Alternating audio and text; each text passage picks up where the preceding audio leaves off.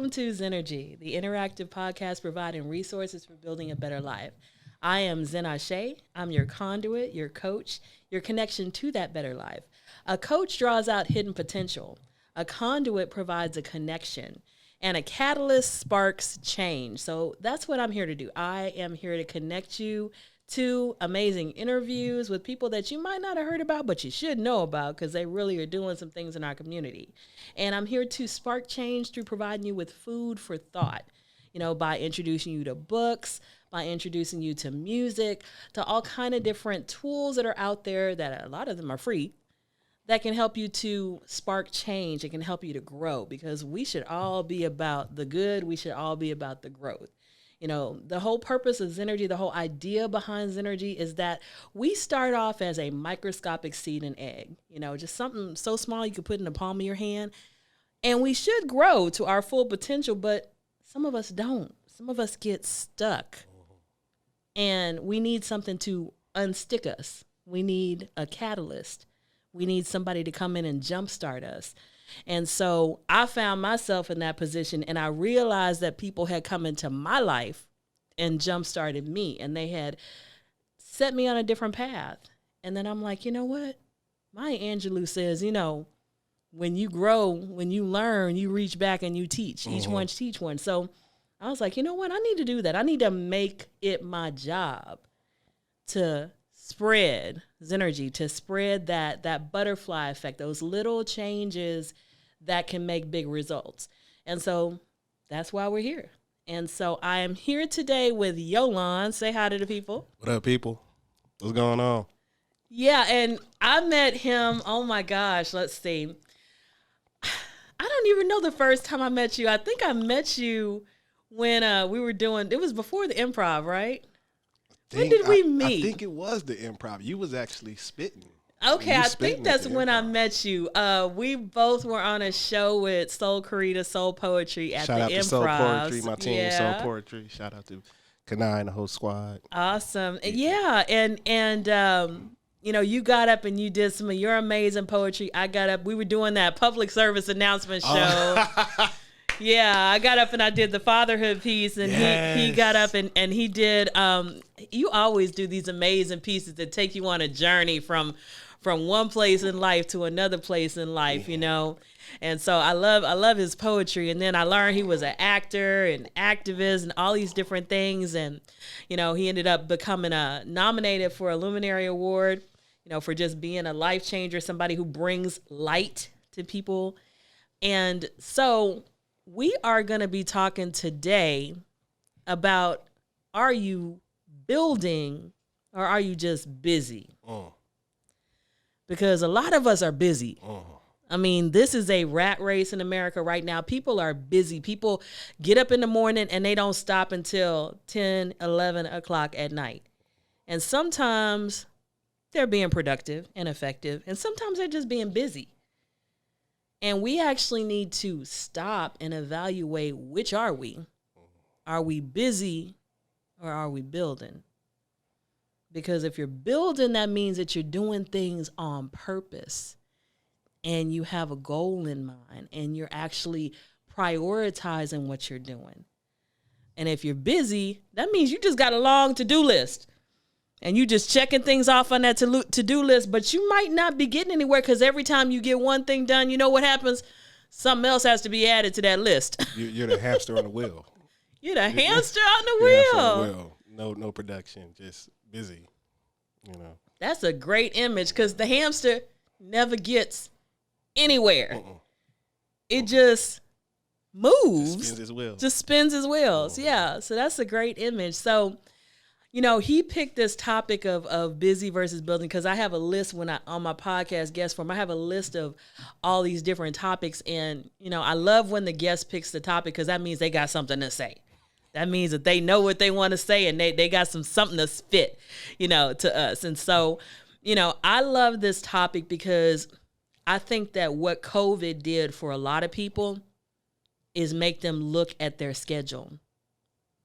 Make them look at everything I was doing at work. Look at everything I was being required to do. Now I'm at home. How am I going to get these things done? And then they started realizing there might have been a lot of wasted time. Or there might have been more effective ways to get that stuff done. You know, this whole COVID thing has made people shift their paradigms about what being effective means and how can I be effective. And a lot of people have become a lot happier, you know, because they're doing things differently because they've evaluated all this busyness that they were doing and realized this wasn't getting me anywhere. I need to change things. I need to switch things. So what made you pick that topic? Like, what did you think of when you saw that topic? The pandemic, right? And it was just that. The two things I saw was the person that said, "Oh, I'm too busy to do this," and then they lost their job, or they went part-time, or they had to find another income. So everything they wanted to do, they was too busy, but now you have the time to do it. So what's your excuse now? Then I saw the people that was too busy but got fired and then was like, oh, I got to find something else to do, and started doing books and started printing T-shirts and started, got on the entrepreneur track, started cooking more, started opening other restaurants. Like, it was just, okay, it's no excuse. You're making excuses now. So when you say, I'm too busy to do this, I'm too busy to do this, what happened this year, right? This year really made everybody focus and had to sit you down. I remember I was watching Farrakhan, and he had mentioned that COVID made everybody in prison. Everybody's in solitary, right? So now what you going to do, because now all you have is your mental. So now you can accomplish all the things you said. I don't care if it's I want to work out or I want to watch this TV series, but now you're at the time I want to watch my kids. Other two things I was telling my wife about. I said, either we're going to see a whole lot of divorces or a whole lot of babies because you at home a lot. And one of the things that we seen was the high rate of domestic violence because you're too busy to understand who you was with. Ooh, you were too busy to understand who you were with. Woo, that's a mouthful. That's a mouthful. Yeah, that is something that's happened. A lot of people, we don't always realize that sometimes school and work is a refuge for some people. It gets them away from what should be their castle, what should be their safe zone, but isn't always. Right. And you're right. When people are busy out there in the workplace or at school, some of those problems that were there are kind of put to the back burner. You didn't have to deal with them. You didn't have to deal with them. But when you're not as busy, then it becomes a bigger focus. So we have seen a lot of shifts. And you're right, a lot of people have had to reevaluate. A lot of people have had to sit down with themselves because they didn't have the distractions of other people. Right. And get quiet and get thoughtful and actually evaluate where they are. And for some people that's been hard, and for some people it's been a life-changing in a really positive way. I made a website. Well, my homeboy Carlos, right? He was like, yo, you should do a website because you have all this, I'll worry about that later. It was always put off. So I finally put it together and it was perfection, right? Have my movie reels on there, whatever I'm doing, the upcoming events, the book and whatnot, right? So then I started doing more podcasts. I started having time to be able to do that because before the pandemic, it was show. Of course, dealing with the kids, other stuff, going back home, this and this. I was too busy to do the things that I really wanted to do. Even though this year was terrible in unimaginable ways, it still brought new seeds that I wanted to do. I just said, I'm going to do it. I'm going to put forth because I have the time to now. So what that also tell you is that you have more time than you think. You just being busy. And then when you done with that, you probably watching Netflix for 8 hours, Hulu, this on social media. So you have the time. You're just being busy because this is how you program to do. We work 9 to 5. We're in the right race. It's the competition. You got to go for that raise, trying to do this, whatever. And you just focus on that. You lose focus on life and just enjoying. So my whole thing is I want to be busy enough to build early so I can rest later. Right? Does that make sense? You know what I mean? Yeah, I hear you. What you just said, it reminded me of Eric Thomas. and he has a video where he said Oprah has the same amount of hours you do. Hey, you know, P. Diddy has the same amount of hours in a day you do. True. Anybody that you see that's multimillionaire, billionaire, whatever, they have the same amount of hours in a day that you do, but they use their time differently. He said in one of his YouTube videos, he said, write out a schedule of your day, and I'll tell you where you'll be in 5 years. Boom. Boom. I like that. I was like, wow. I like that. Because he was like, I can tell you by the way that you use your time on a regular basis where you're going to be in 5 years. Because if you're not investing in yourself on a daily basis, if you're not investing in your dreams on a daily basis, you're going to be probably very much the same place you are right now in 5 years because you're not doing anything to change it. So true. You know, so as you said, when we had this time, we started evaluating, some of us, how we use our time, where we spend our time. A lot of us didn't realize how much time we spend out partying, out at the bar, out, you know, with our friends. We didn't realize it was like the whole weekend. And now we have that whole weekend to ourselves. And some of us didn't, we never even thought about it because it was automatic. It was habitual. And, you know, one of the things that I've done this year, I always was a reader, but I had gotten busy. I had gotten away from reading. And I started reading audiobooks. I started going on YouTube. There's so many audiobooks on YouTube, free. And I would just Google a topic that I wanted to learn about. And all of these books would come up. You know, I put audiobook and I put the topic. And I actually started reading almost a book a week, just going to and from work, just hitting play and letting it play through my Bluetooth speakers, you know, letting YouTube play on my phone through the Bluetooth speakers. And some books are even shorter than others. So like in the month of November, I've actually read 9 books. Yeah. But the thing is, it's not about reading the books. It's about every time I read a book, it changes my mindset. You acquire knowledge. Yes. Yeah. It changes. Like you mentioned a minute ago, competition.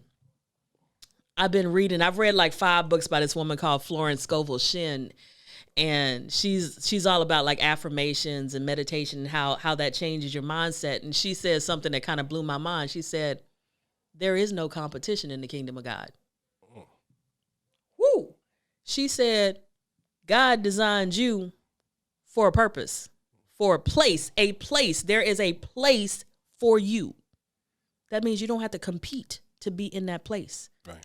When you get in line with your gift and you do whatever you are being led to do, you know what's going to happen? The doors are going to open. Right. And you're going to walk into that place. And there's a scripture that says, a man's gift makes room for him and brings him before great people. Well, I never put that together with what she's saying. So the freedom that gave me in my head was tremendous. I don't have to worry about what you're doing, what everybody else is doing. Excellent. I was put here for my gift, you know?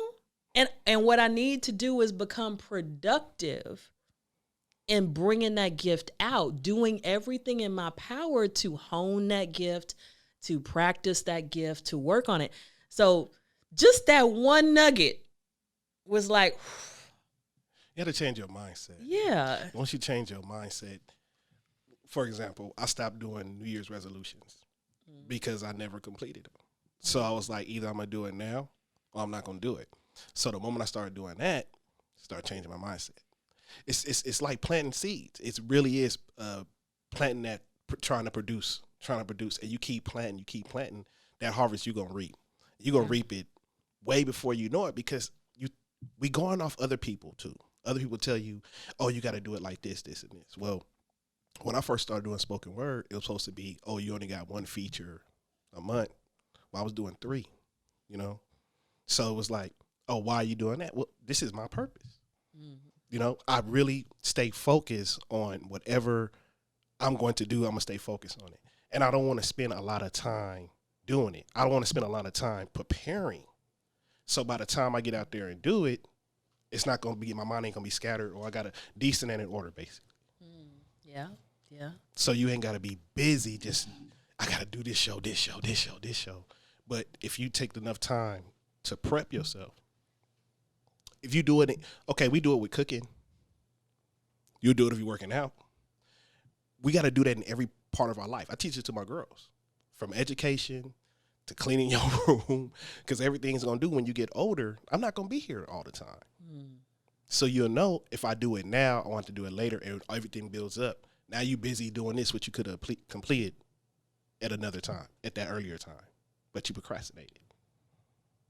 Yeah, procrastination is a that's something that's something that gets a lot of people. Yeah, it pause you. Next thing you know, 5 years done went by, 10 years went by, and you still saying, "Oh, I want to do this." You could have did that. I'm speaking from experience, y'all. First of all, I'm speaking from experience. This is my first published book, but I wrote my first book 20 years ago. You see what I'm saying? I just feel like I didn't have enough time to do it. Then I'll start again, and then I'll stop, or something else will pop up, distracted, this and this and this. But this is what I really want to do. Once I started eliminating all the different weeds, okay, boom, and put it out there. Now we on a verge of being a bestseller, right? Wow, that's awesome. Speaking of procrastination, I'm going to recommend to everybody this book that I have just started reading maybe a week ago. It's called The 5-Second Rule. And I do not remember the author's name, but Google The 5-Second Rule. And what she says in this book is that her life was a mess. Her life was a mess, okay? And one day she was watching TV. Now, I believe that when you start asking the creator to help you, that you're going to get a sign. She was saying, I need some help. My marriage is about to end. We're about to go bankrupt. We're about to lose the house. Everything's falling apart. God, please help me. I don't even know what to do. I'm on the verge of being an alcoholic because all I want to do is drink. You know, my life is falling apart. And she was watching TV, and she saw this rocket about to blast off. And she saw the countdown. 5, 4, 3, 2, 1. And something hit her mind, and she said, in the morning, I'm going to get out of bed on time. When that alarm goes off, I'm going to say 5, 4, 3, 2, 1, and I'm going to launch myself out of bed. Because she was having a problem getting up, and she wasn't getting up on time. She kept hitting the snooze. Her kids were getting to school late. She was running behind all day. She felt like a failure from the beginning of the day because she was hitting that snooze so many times and getting up late. And she said that morning came, the alarm went off. She said 5, 4, 3, 2, 1, and she got out of bed. And that was the first win of the day. And then she realized that she needed to do that, not just with getting out of bed, but every time she got a little hunch to do something that her mind would kick in and want to talk her out of. She realized that she had about 5 seconds before her mind started to kick in and say, wow. Ooh, yeah. Maybe you don't want to do this. Ooh, maybe you're going to fail. Ooh, maybe people are going to be talking about you back. She had about 5 minutes before her mind talked her out of it. 5 minutes. I meant 5 seconds. So the 5-second rule helped her shortcut or short circuit that whole process of talking herself out of the things that she needed to do. And then she did a whole bunch of research on it. And she found out that people that are successful, they have what's called a bias towards action. They are not sitting here thinking about things all the time because they realize when they think too long, sometimes you think too long and you think of all the things that could go wrong. Right.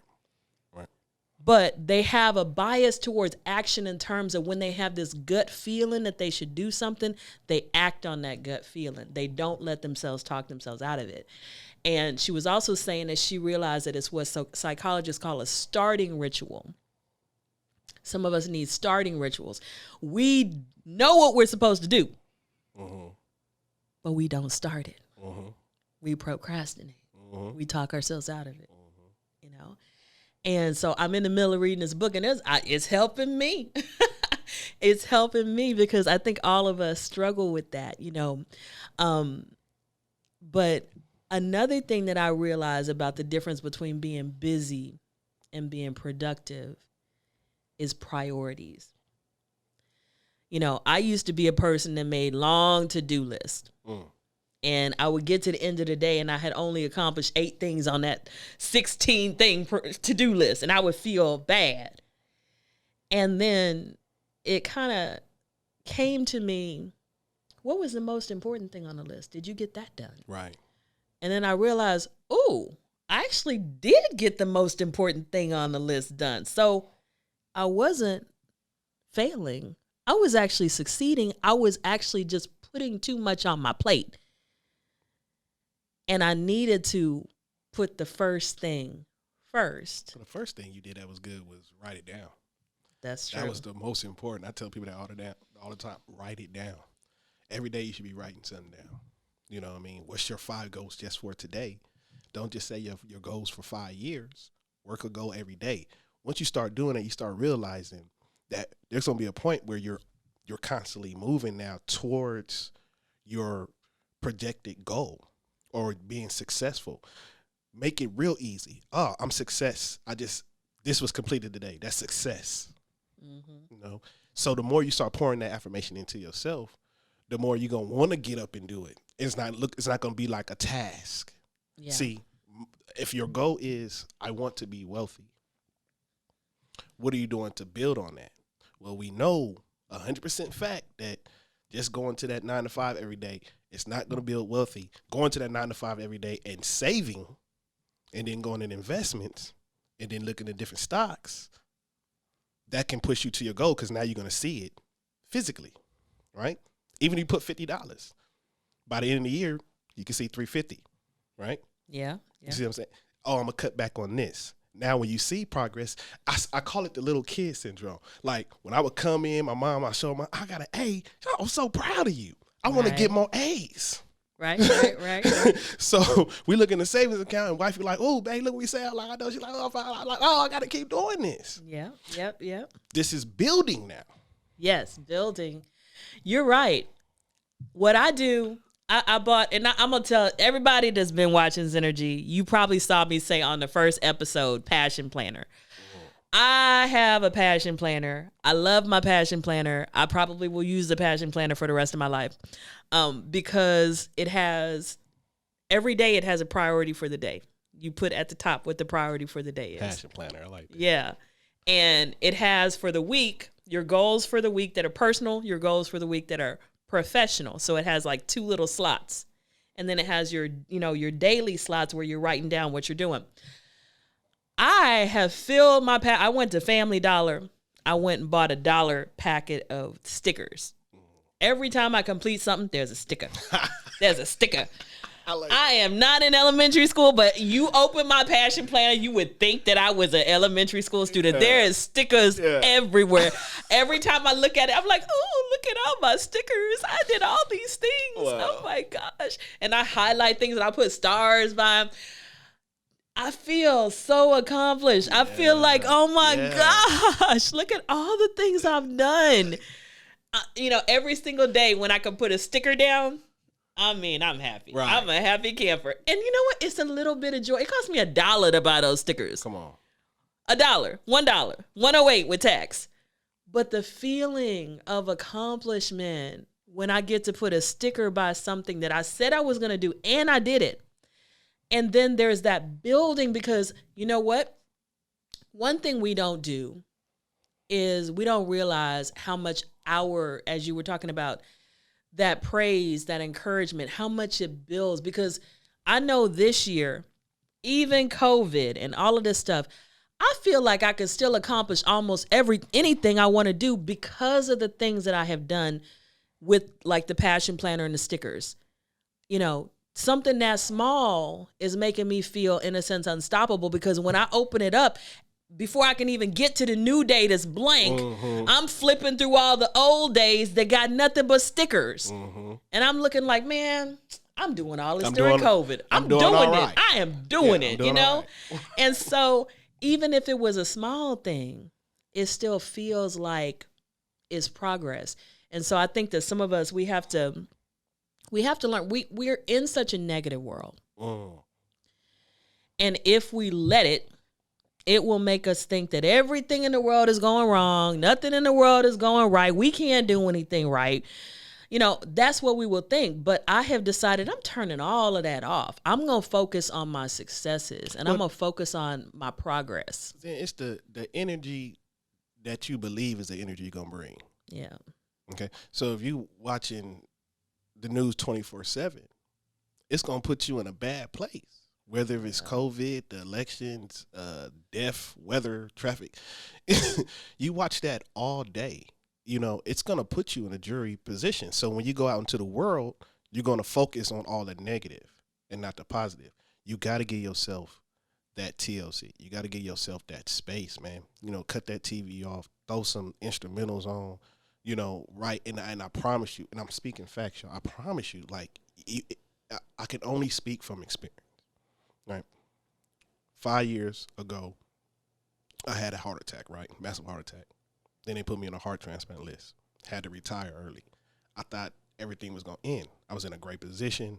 You know, I'm still doing my poetry thing. I'm doing movies and acting, but my whole focus was my job. I loved it, right? So what am I going to do next? I got down for a minute. All my friends, you know, that's in the entertainment, bringing me pens and notepads and books and write. I just didn't want to write. Why? I wrote every day, right? So my wife just told me, she said, all right, so if you don't want to write, record. So I recorded, and then it accomplished, right? And then I write. And then I started, by the next time I turned around, 5 years later, I done did 6 films, still acting, still producing, still on ghostwriting. I'm doing all of this that at one point I thought was going to just be a hobby. Remember, that's that busy part.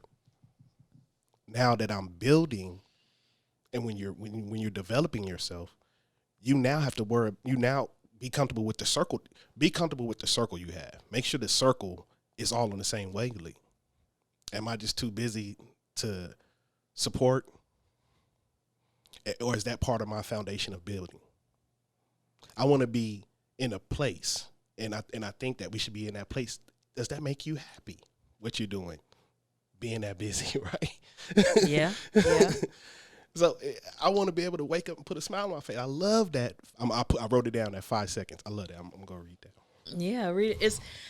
You said a lot right there. You know, happiness, right? Happiness is important. I'm reading this book called The Metu Netter. Well, I read the book The Metu Netter, but it's METU, NETER, Metu Netter for people out there. I'm reading the one that's called, I think it's Metu Netter number 5. It's like a journal for initiates, for people who want to like really go into the depth of like the old way of the old African system of belief. But anyway, in that book, it talks about happiness, and it says that people think happiness is something that happens to you, but it's actually something that you choose. Right. And if you're doing this, oh, I'm so happy. Oh, I'm unhappy. Right. Oh, I'm so happy. Oh, I'm unhappy. Oh, I'm so happy. They say that's not happiness. Happiness is when you can be content, right. And you can be level-headed. You can be at peace and know that that's your nature, you know, and that's happiness. That's right. And so one of the journals in that book is to actually write down all the things that you think would make you unhappy and then say, none of this has to make me unhappy. I can choose to react to it differently. In that book, Florence Scovel Shinn, I don't remember which one because I done read 4 of them by now, but there was one thing that she said. She said, I began to look at my disappointments as a surprise that was about to happen later. So let's say, for example, okay, I was supposed to go to an interview at a radio station and talk about doing something there, you know, with a show, which could still happen. There's no reason it couldn't happen. I might have been disappointed that it didn't happen on that day. But according to Florence Scovel Shinn, she's like, you know what? There is no loss in the kingdom of God, right? So that means that anything that's for me will come to me. So if it didn't happen that day, maybe it'll happen tomorrow. Maybe it'll happen next week. And if that particular thing doesn't happen, if it's for me, it's coming to me, something equivalent to it will happen. Something equally good will happen. Something possibly even better will happen. I was like, whew, there is no loss in the kingdom of God. You remember that? You know? You remember the book, The Secret? Yeah. Remember that? Yeah. That book?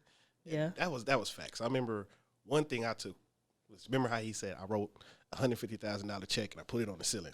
So every time I opened my eyes, I looked at it.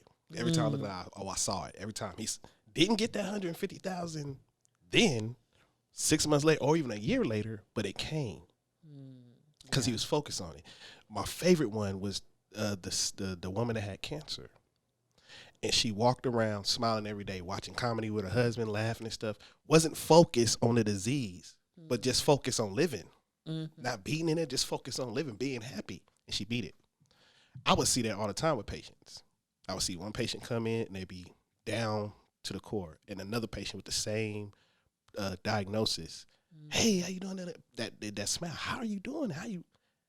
Do you know, man? You know, a couple months, maybe at the most. No, they beat it. Yeah. I really believe it's your mindset. The energy that you put in, it's the energy that you're going to pour out. I agree with you on that. I agree with you on that. You know, I wanted to go back to something else that you said. Busy or building. You know, we can have so many things that we're working on, but I believe in two things. Number one, I believe in taking breaks. Sometimes you need to rest. Sometimes you need to come back with a new, renewed vision. And sometimes you mentioned the circle that you're in. Sometimes when we're busy, we get burnt out. And the people that normally get burnt out the most are the people who are spinning their wheels like the hamster that you mentioned, because they don't see the progress. They get frustrated. They get discouraged. They feel like they're the only ones doing everything and everybody else is doing nothing, which there could be some truth to that. You may need to ask for some help. You may need to, you know, delegate. You may need to figure out how to pay somebody to do some of this stuff that you're doing. All right. It's how to outsource. You know, you may need to do that. But sometimes what you need to do is go get inspired. You know, and one thing that I love in the poetry community is we always have, you got the internet, you got people that put their poetry online, you got writer's block. Turn on some poetry and listen to somebody else. Listen to somebody else. You know, you're going to get motivated. Now we're going to take a minute right here and we're going to shout out to our sisters and brothers in the poetry world. So this shirt that I'm wearing, this is Shani the Poet. Hey, sis. Poetically Thick. Happy birthday, Shani. Yeah, this is her shirt. I bought it at a show at Midtown Arts. What's the name of that place? Midtown Arts Center. The Match. Yeah, she was selling her shirts. I saw this. I loved it. Poetically Thick. I'm wearing it. I am definitely poetically thick. So it fits me completely. So now who are you wearing? I'm wearing B-Tap. Shout out to B-Tap Soul Poetry. How you doing? This is her sweater. You can get it on her inbox or on B-Tap at Facebook or B-Tap on Instagram. Plus, I got my girl Miracle the Poet, her mask. Shout out to Miracle. You can hit her on Facebook, Instagram. All right. So we love supporting. We do love supporting. And the thing about building, if you're trying to build yourself, come on. And that's it. Say it. You need to stop. Truth. Because you should be about building the community. Truth. What does the Bible say? Whatever you give, you're going to receive. You know, as you give, you receive. You need to sow into other people. You know, you need to sow. Exactly. You need to sow into other people, because how can you expect other people to support you and you don't support anybody? You know, so when it comes to building, there is a whole idea of, oh, I'm so busy. I got to get everything done. I got to move forward. I got to do this, you know, and you're so focused on you, me, this just, here's me. Sometimes you need to take a break from whatever you're doing and say, okay, how can I support this person? How can I support this person? How can I support this person?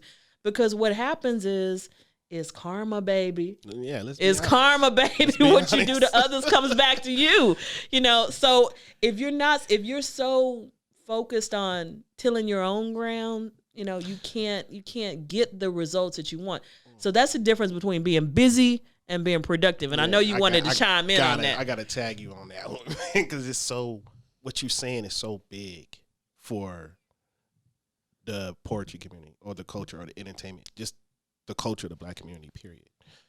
I've seen people tag me, right, but won't even share or like or claim or buy a ticket, right?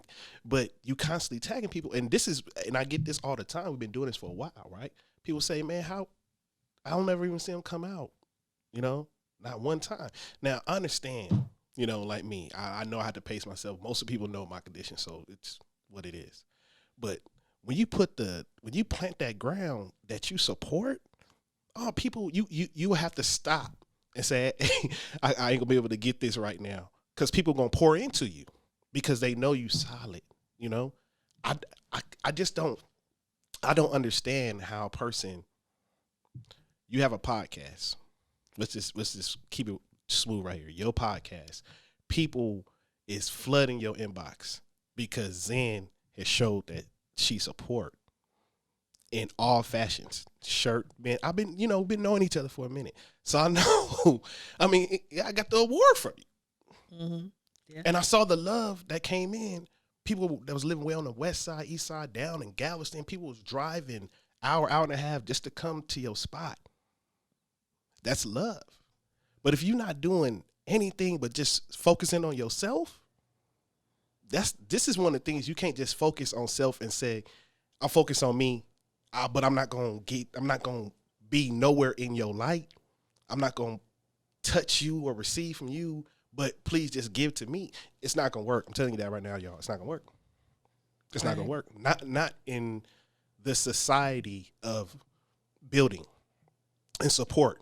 We have to support each other at the end of the day. And let me say this: everybody in this room is Black, even though you can't see the cameraman. He's Black too. Everybody in this room. Shout out to the cameraman. Yeah, shout out to John Ross Dyke in the room, Virgo Nation. in the house. Virgo Nation. Virgo Nation in the house. So, but I wanted to say this. I love my people.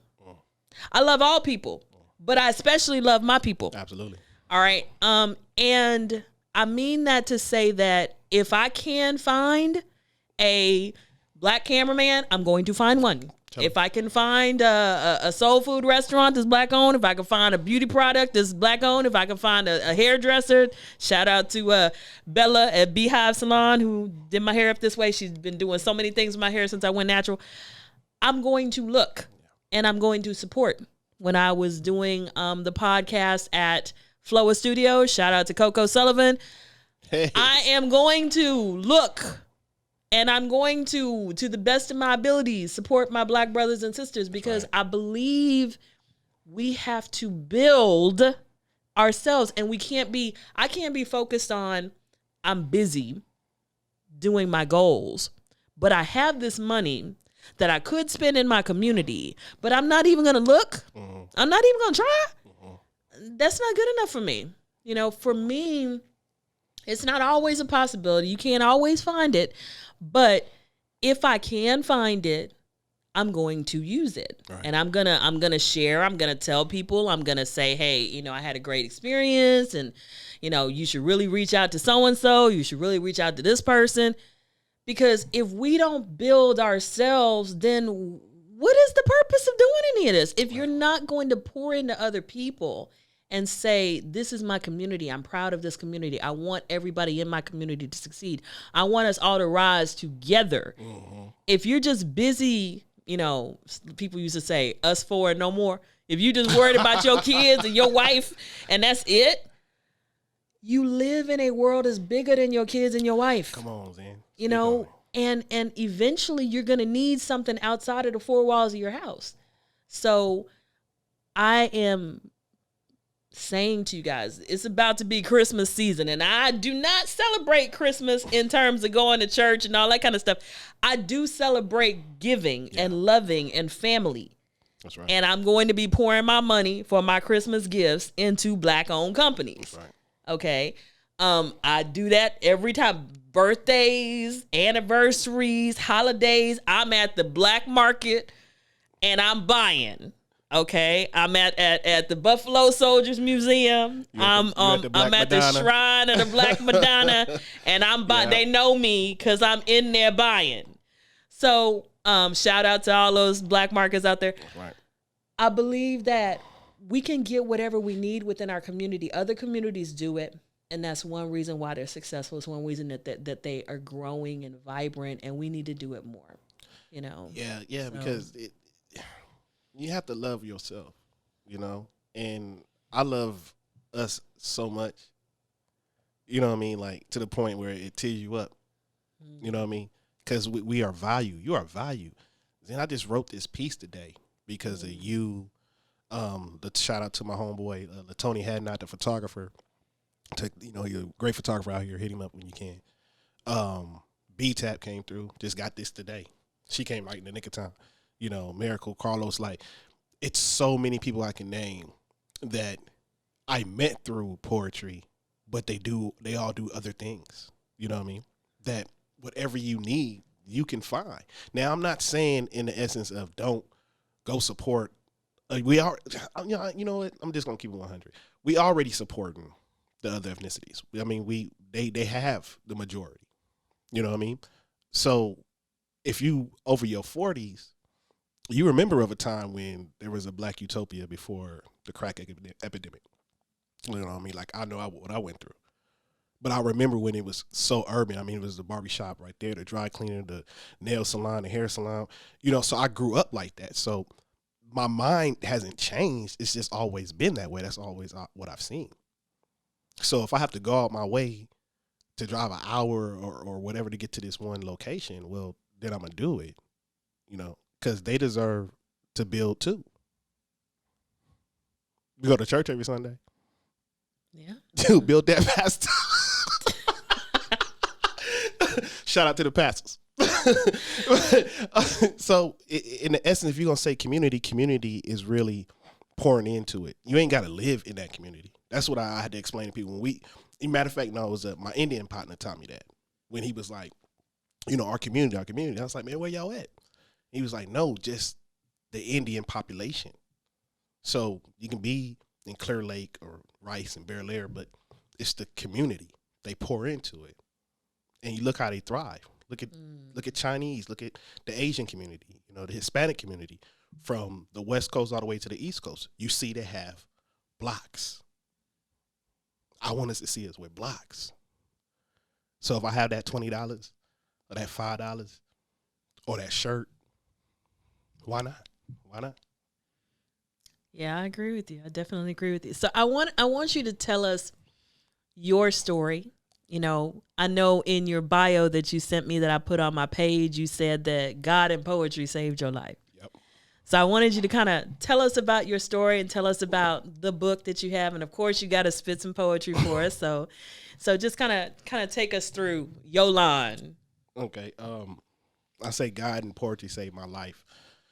Because when I moved out here in 2001, I got saved. You know what I mean? I was going to church and whatnot, but I kept writing, right? And you know, in the word, God says, seek and you shall find. So at the time, I was seeking us. I was like, you know, because the Passion of Christ and, you know, all the depictions of us we wasn't there, you know, from TV. So once I got that, he led me to the Holman Dictionary. The Holman Dictionary just broke down like, oh, Moses' wife was black and what this was and where this region and where this was geographically and everything. So that was the first step. Second, keep writing. So when I started writing, it was the word that led me back to Africa. That led me to Dr. Kwesi, Dr. Ben.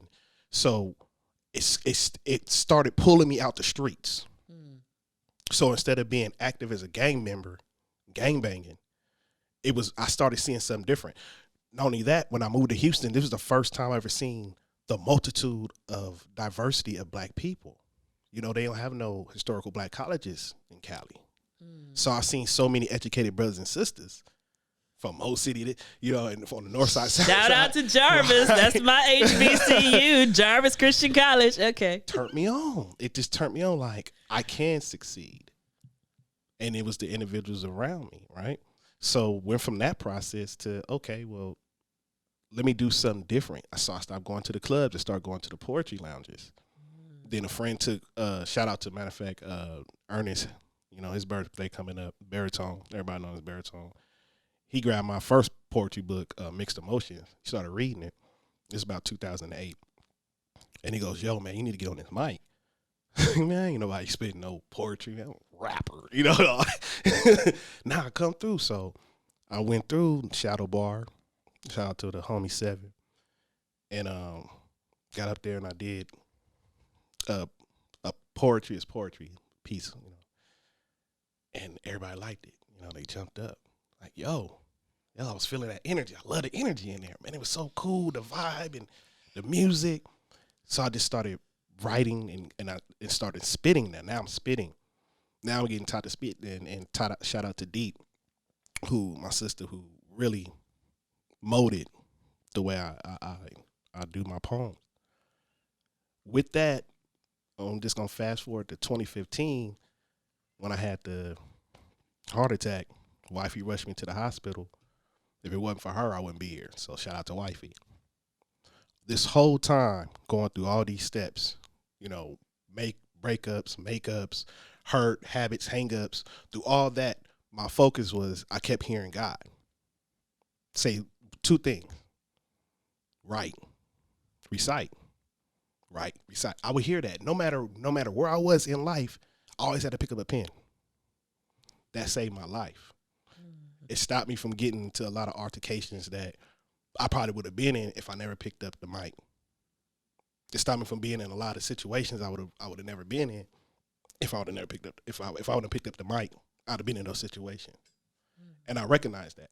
So I'm blessed to be here at 42, and at 21, when statistically I'm supposed to be gone, I had no idea. So that's the thing. We don't know what God has in store for us. So the unexpected things is some of the most beautiful things.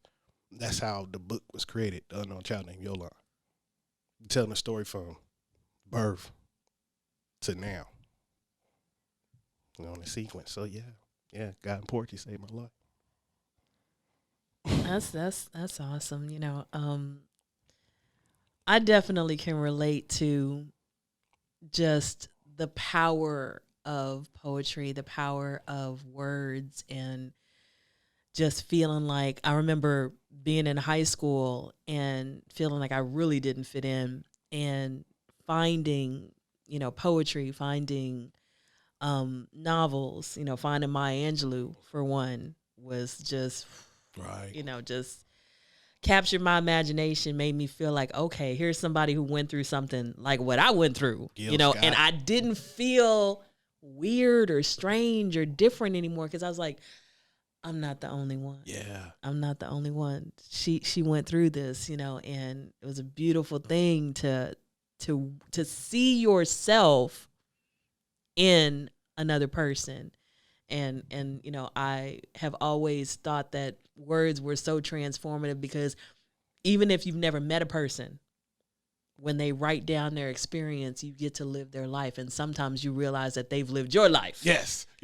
How many times you had a fan or a person out the audience come and tell you, oh my God, that's what I went through. Or, man, I thank you for spitting that. That was so, you know, yeah. I went through the same. It feel like the spoken word community is like a secret society.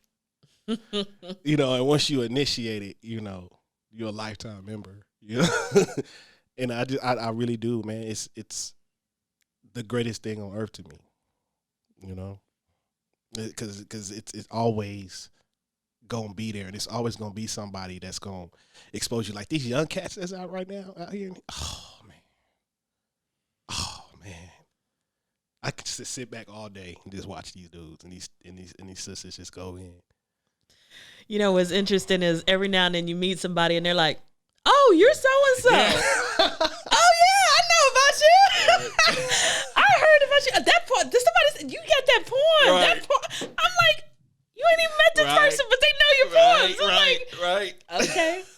I'm feeling, or I'm out somewhere. Like I went to, this is before COVID. So I went to this spot and it was a live band playing. And these people just started coming up to me all over the place. And they were like, you so-and-so, I heard you spit this. And I heard you, I was here and you were there and you did this. And I'm like, okay. You never know who's going to be watching. Never know. You just never know. It's a beautiful thing. Yes, man. So speaking of the power of poetry, what would you like to share with us tonight? Just spit something for us or recite something to us from your book. You know what? Let's go into the book. All right, let's go into the book. I ain't read something in a minute.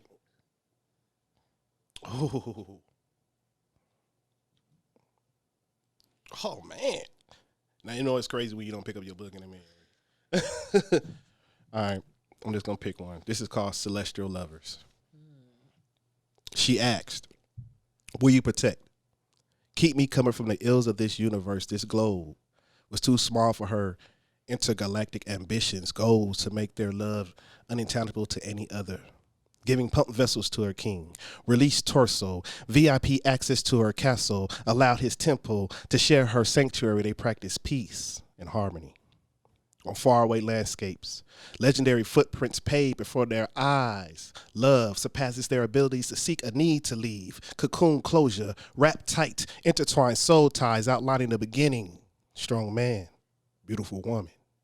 He flexes his assurance across her ebony frame, tasting the lips of heritage, exhaling the breaths of forevermore intoxicating, massaging dark-skinned, coarse fingers across her delicate shoulders, touch, vibration, pulsating, pleasant rush. Oneness has now taken effect, leaving this galaxy. Two minds, one body, yin, yang, fire, water, heaven, earth, so magnetically coupled. Worlds that suffer from lost love use these two chemistry as spiritual doctrine. Copies was made, handed out doctrines on what true love really means. Glaring at their pictures from walls from ancient past. Amazing how one's love cannot be duplicated. Paintings inscribed on cathedrals, carved out of gold. Worship sculpted from precious stones turned into zodiac signs. Summer's heated, great exotic escapes. No clothes on, just satin sheets and linen scarves blowing in the midnight wind during this season. Taking her places no other man can. She receives his destination. Comforts confusing by pie-biasing naysayers, lighting floating by as clouds float by, as clouds float by, as clouds float by. The solid of her feet. She calls him king over me.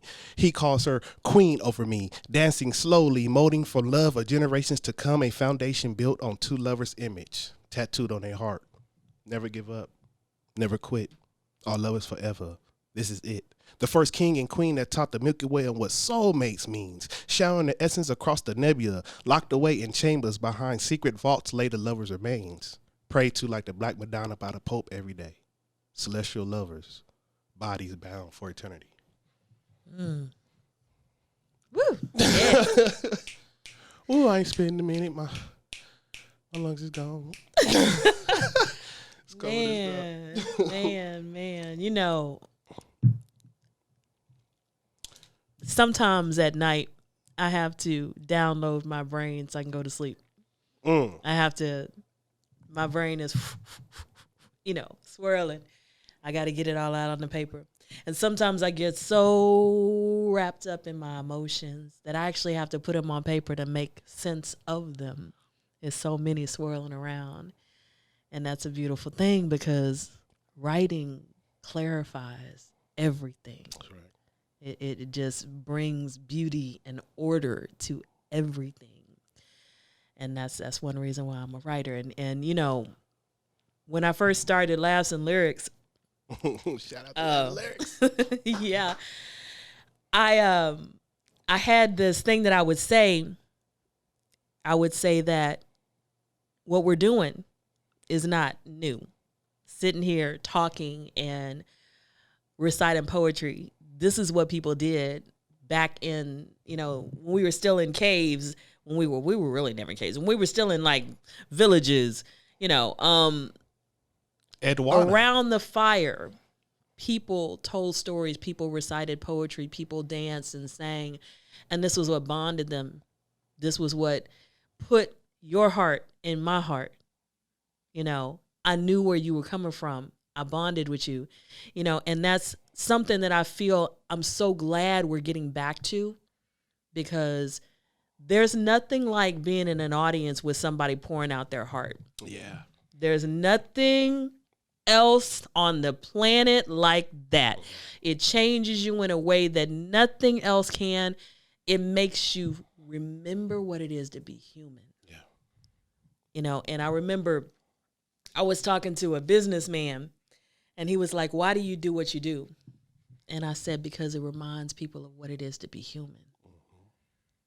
It reminds people of what really matters. They come in stressed and they leave refreshed. I like that. Because they remember what it is to be human. They remember what it's like to laugh and to sing and to dance and to hear the truth, unvarnished, not politically correct. I mean, to hear somebody's truth, and it changes them. And I realized the power of that, you know, when I was sitting in audiences, and I was like, this is one of the most powerful things on the planet. Yeah. That's what's happening right now. And I want to be part of bringing that to more people. And I want to be part of bringing diversity to more people, because sometimes when you go to some shows, it's all poetry, or it's all music, or it's all comedy. But I wanted to bring that diversity because I felt like each one of those voices had a powerful message. And so I wanted to combine it, you know, but, you will never find the most authentic in anything like poetry. oh yeah. And poetry goes hand in hand with jazz. Poetry goes hand in hand with comedy. That's why you see a lot of spoken word artists can spit that comedy too to make, but they're like Dave Chappelle said, you know, I'm telling you the truth, but I'm hitting you with punchlines. Yeah. You know, that's how I feel with spoken word. I love that the same way. Zen, I love to see that person get up there and just pour their heart out, whether it be a hurt, maybe it be, you know, my baby, maybe it was just, I got some last night, or maybe it can be about politics or injustice, something but it's personally affecting them. You touch the masses when you do that. Yeah. You know what I mean? And I'm going to spit a piece real quick, but I wanted to get back to our theme for tonight, because if you guys don't understand, this is all about, are you busy or are you building? Because art is a legacy. We must have artists. We always need artists. That is legacy. That is what, again, keeps us feeling human. And let me talk about busyness. There's a song that I heard when I was probably 20. It was called Cats in the Cradle. And it's a 70s song. And it starts off, a man is busy. He's basically busy doing everything. I don't sing it. I don't even have it memorized. But anyway, it's something like, okay. The cat's in the cradle and the silver spoon. Little boy blue and the man in the moon. When you coming home, son, I don't know when, but we'll get together then. I know we'll have a good time then. So the story starts off. I don't think they know you can sing. I just want them to hear. The story starts off with a boy asking his dad to play with him, and the dad says, you know, I'm too busy. I'm too busy. I'll do it later. I'm too busy. And then his son grows up, and the dad basically says, hey, when we're going to get together? And he goes, I'm too busy. I'm too busy, you know, soon. But right now I'm too busy. And at the end of the song, the man says, you know, my son is just like me. My boy grew up just like me. And he realized that while he was busy, he missed building. Mm-hmm. He missed building a relationship with his son. He missed building a bond with his son. He missed building a legacy. So what I want to leave with you guys as we get ready to wrap up is that busyness is all about getting stuff done, but it's not about getting stuff done that leaves a legacy. You need to decide what your legacy is. What do you really want to leave behind? What do you want etched on your tombstone? Or better yet, what do you want etched in the hearts of the people that you know? Do you want them to say she was somebody who supported everybody? or she was somebody who was always busy. He was somebody who was out doing good in the community, taking his scars and showing them to people so that they could be inspired by his journey, or he was always busy. Because that's really the choice that you have. We all have the same 24 hours. But some people have the right priorities and some people are just busy. And so when you decide what you want your legacy to be, that will make you determine some things you got to cut out because you don't have time for that. Because you don't have time for everything. You do have time for the things that mattered. And COVID taught us that. Straight facts. You know, COVID taught us we can figure out what matters and we can make time for it. So what is your legacy going to be? Decide it. What are you building toward? Decide that. And then make your life line up. Make your priorities line up. You know, your kids, your family needs to be somewhere in that list of priorities. Right. Your legacy needs to be somewhere in that list of priorities. Your talents and skills need to be somewhere in that list of priorities. There's certain things that need to be at the top.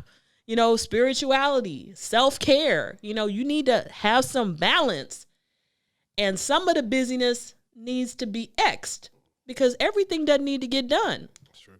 Some things need to be undone, left undone.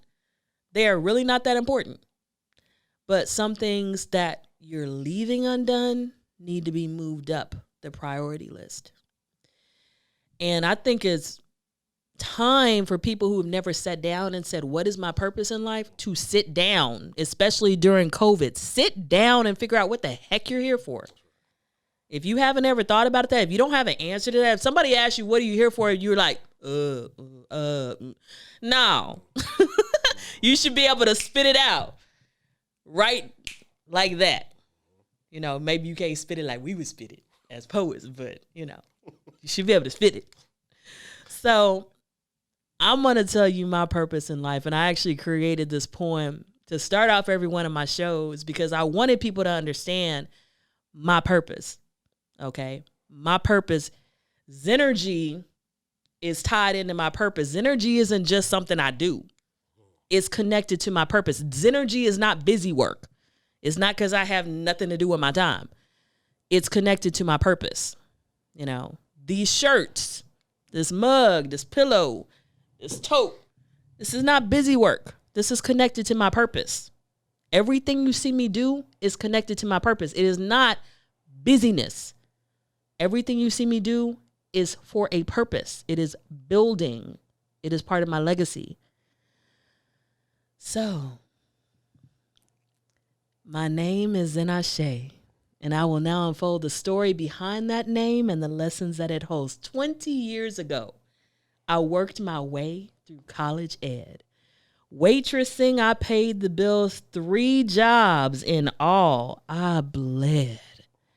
A day arrived so full of strife, co-workers craved the pill that kept a smile upon my face when they all wanted to kill. What are you on that gives you rest? I need some of your Zen, they stress. I smiled and just confessed. My faith is all I need. Fast forward 10 and once again a day arrived with rage, and in the midst of chaos, others marveled at my grace, hung around, embraced my calm, my total centeredness. Again, they intoned Zen you be, but I did not see that in me. Until I embraced my destiny, I had to give in.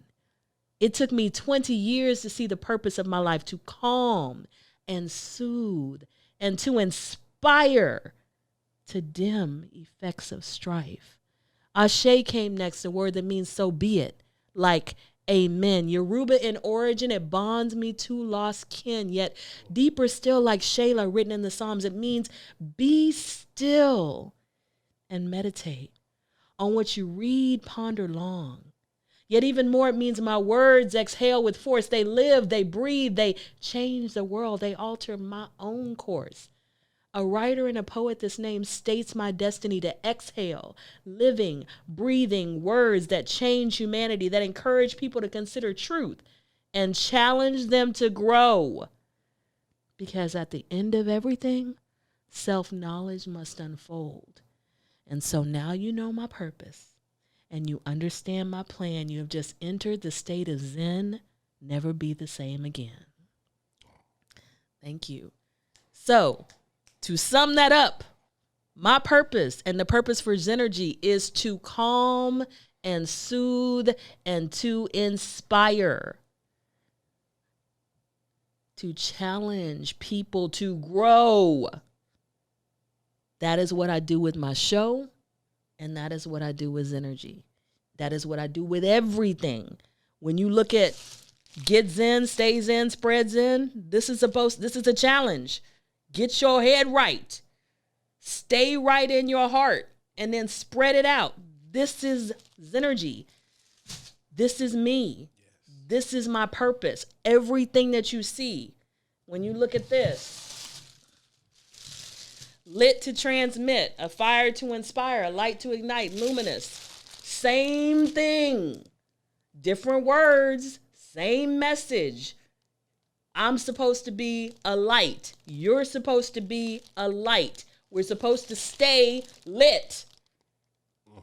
Let's show people the way, inspire them, light them. All right. Poetic justice, spit truth. I'm supposed to be here to tell you the truth. Poetically thick, poetically, but still the truth. Everything that you see. What is life about? Laughs and lyrics. It's about music. It's about poetry. It's about drama. It's about all the things that make life worthwhile, make us feel human. So everything you see on this table is part of my purpose. It's not just because it's cute. It's part of my purpose. So busy or building, find your purpose, walk in it. Everything you do should line up with your purpose. If it's not, you're just busy. If it is, you're building. That's facts. I like that. So how can people find you, Mr. Yolan? How can they find you? You can go to www.yolanyoung.com. That's Yolan Young, YOLAN Young.com. Or you can find me on Facebook, Yolan Young, or my fan page, Yolan A Poet's Poet, and Instagram, A Poet's Poet. Again, that's www.yolanyoung.com. Awesome. And I am Zennurgy, Zenase. And as you see, I am passionate about people walking in their purpose. I am passionate about you finding what really makes you, thank you, what makes you live and grow and feel joy and peace. And this is Yolan's book. So get one. We got Christmas coming up. Hey, give some literature, give some, shirts and mugs and other things. So I got a whole store. You can, look at my link tree, www.laughsandlyricsmerch.com. All right. You can go on there. You can get a shirt, mug, blankets, socks, totes, all kind of stuff, hoodies. So we got Black businesses out here to support Black businesses during this Christmas season. Get stuff that's going to make you feel good. That's going to make you inspired. That's going to bring light to your life. And I want to thank you for joining us. So we're going to sign off. May you walk in Zennurgy. Thank you guys. Have a great night. Give the gift of lift. Lift people up.